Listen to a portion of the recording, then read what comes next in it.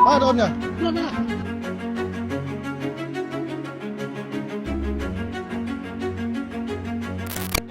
Sebuah kejadian besar mencuat di jantung objek vital negara.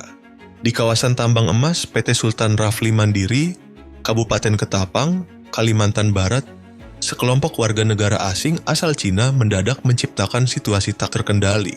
Aksi mereka melampaui sekadar keributan.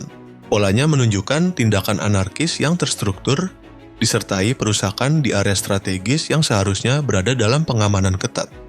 Yang membuat insiden ini kian mengkhawatirkan, aparat justru dijadikan sasaran. 5 prajurit TNI yang sedang menjalankan tugas pengamanan dilaporkan diserang secara tiba-tiba. Metode dan perlengkapan yang digunakan mengisyaratkan bahwa kejadian ini jauh dari spontan. Para pelaku membawa airsoft gun yang digunakan secara agresif, serta menghancurkan 2 unit kendaraan di lokasi tambang, menandai eskalasi nyata terhadap simbol negara. Maka pertanyaannya kini menjadi lebih dalam. Apa sebenarnya yang sedang terjadi di balik peristiwa ini? Dan motif apa yang mendorong tindakan berani yang tampak jelas menantang aparat TNI sekaligus merusak aset negara? Mana dronnya? Rangkaian insiden di kawasan tambang emas PT Sultan Rafli Mandiri, Kabupaten Ketapang, Kalimantan Barat, bermula dari kejadian tak lazim di udara.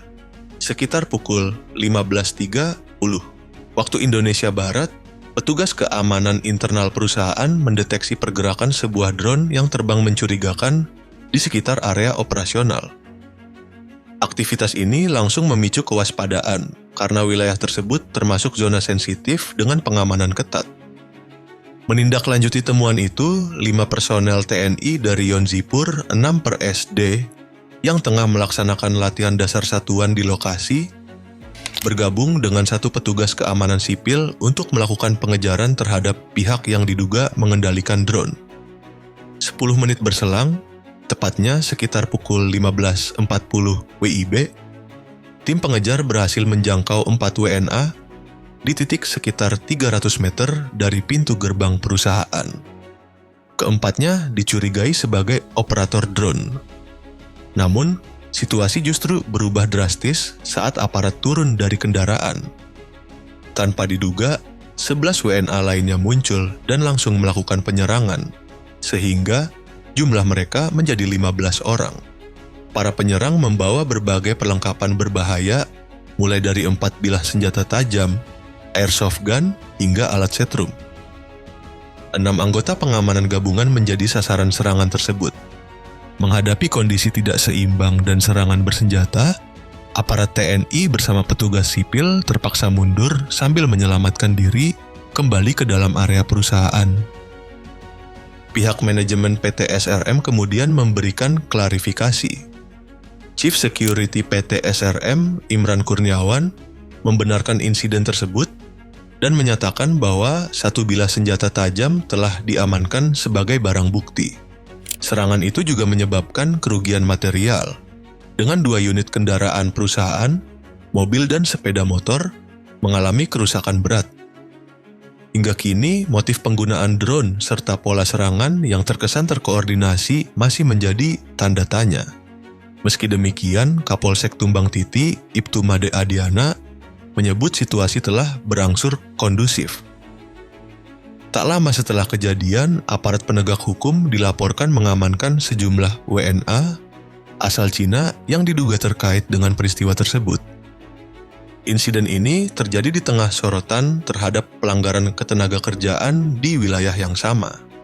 Pada awal Desember lalu, inspeksi mendadak yang dilakukan Kementerian Ketenagakerjaan di kawasan industri Ketapang mengungkap temuan besar, sebanyak 364 tenaga kerja asing asal Tiongkok kedapatan bekerja secara ilegal.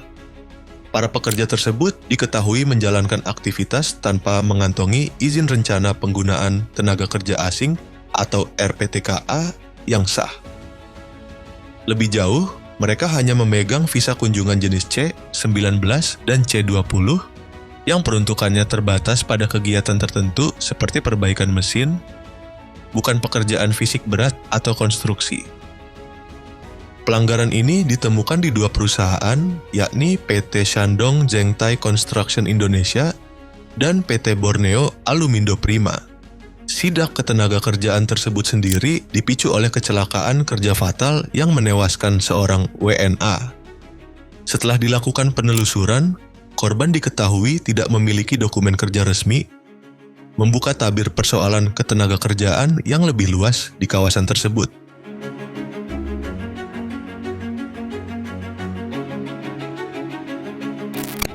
Insiden penyerangan oleh WNA asal Cina terhadap personel TNI di Ketapang dinilai tidak bisa lagi dipandang sebagai kasus kriminal biasa. Peristiwa ini disebut sebagai peringatan serius terhadap kedaulatan Indonesia. Pengamat intelijen dan geopolitik, Amir Hamzah, menilai serangan terhadap TNI di wilayah sendiri merupakan tamparan langsung bagi wibawa dan kehormatan negara. Ia menilai kasus Ketapang sebagai puncak keresahan yang selama ini muncul akibat keberadaan tenaga kerja asing Cina di proyek-proyek strategis tanpa pengawasan yang memadai. Dari sisi keamanan, kondisi ini dinilai berisiko, mengingat banyak TKA Cina berasal dari negara dengan sistem wajib militer. Hal lain yang disorot adalah penggunaan drone di kawasan pertambangan. Dalam perspektif intelijen, drone berpotensi digunakan sebagai alat pengintaian untuk memetakan kekuatan aparat dan dapat dimanfaatkan sebagai sarana provokasi. Karena itu, negara didorong bertindak tegas. Penegakan hukum yang terbuka dan adil dinilai penting agar tidak muncul kesan lemahnya negara. Amir menegaskan, meski hubungan diplomatik dengan Cina penting, kepentingan tersebut tidak boleh mengorbankan kedaulatan. Kasus yang melibatkan TKA asal Cina bukanlah kejadian tunggal. Peristiwa serupa telah berulang dan sebagian di antaranya memicu keresahan di tengah masyarakat. Isu dugaan praktik tersembunyi terkait keberadaan TKA asal Cina di kawasan Indonesia Morowali Industrial Park atau IMIP kembali mencuat ke permukaan. Di media sosial beredar informasi mengenai pola yang disebut sistematis untuk menghindari inspeksi mendadak dari pejabat pemerintah maupun anggota DPR. IMIP disebut memiliki pengamanan berlapis yang memungkinkan pemindahan TKA dilakukan dengan sangat cepat. Ketika kabar kunjungan pejabat beredar, sirene peringatan dibunyikan sebagai sinyal bagi petugas internal. Setelah peringatan itu, ribuan TKA dilaporkan segera dipindahkan menggunakan armada shuttle khusus menuju lokasi persembunyian sementara.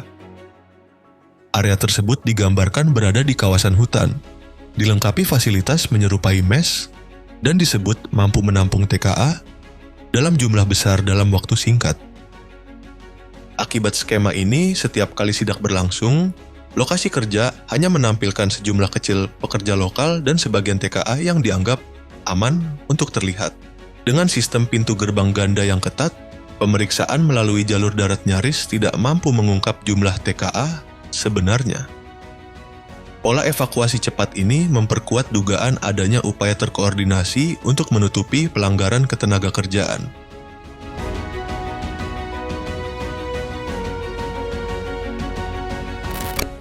Pada 24 Desember 2023, Polda Sulawesi Tengah menetapkan 2 TKA asal Cina sebagai tersangka dalam kasus ledakan tungku smelter nikel di PT Indonesia Tsingshan Stainless Steel atau PT ITSS. Insiden fatal yang terjadi saat proses perbaikan tungku tersebut menewaskan 21 pekerja. Terdiri dari 8 WNA China dan 13 pekerja Indonesia. 2 tersangka berinisial ZG dan Z yang menjabat sebagai supervisor dan wakil supervisor tungku dinilai bertanggung jawab atas kejadian tersebut. Kabid Humas Polda Sulteng, Joko Winartono, menyebut keduanya terbukti melanggar standar operasional perusahaan. Hasil penyelidikan mengungkap ledakan dipicu api dari sisa selak peleburan yang tumpah dan bersentuhan dengan tabung oksigen untuk pengelasan. Keduanya kemudian dijerat pasal kelalaian yang mengakibatkan kematian atau luka berat dengan ancaman hukuman maksimal 5 tahun penjara. Kasus ini menambah daftar panjang kecelakaan kerja di sektor pertambangan, khususnya industri nikel yang terkait proyek-proyek berinisiasi Cina, sekaligus kembali menyoroti lemahnya penerapan keselamatan kerja dalam program hilirisasi nikel.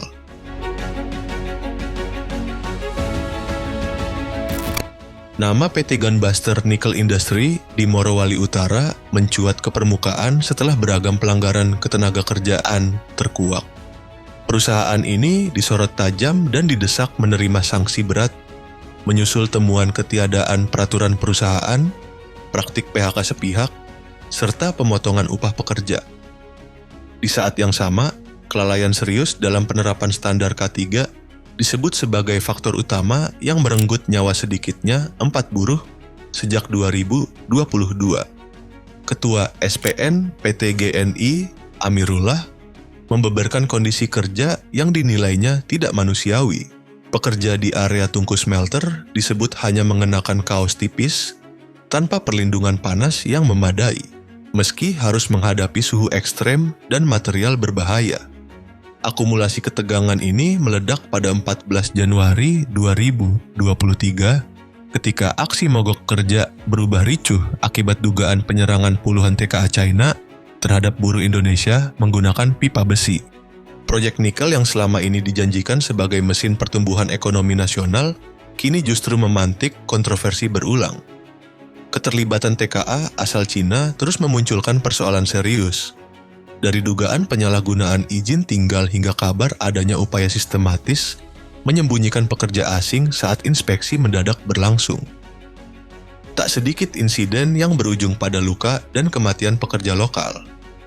Situasi ini kian memburuk setelah terjadinya penyerangan terbuka terhadap personel TNI di Ketapang, yang menggeser persoalan dari konflik industrial menjadi isu keamanan negara. Gelombang desakan publik pun menguat, diarahkan kepada perusahaan terkait dan aparat penegak hukum yang masih menyelidiki rangkaian kasus tersebut. Jika penanganannya gagal memberi kepastian, ancamannya bukan hanya pada keselamatan buruh, tetapi juga pada wibawa dan kedaulatan negara di sektor strategis.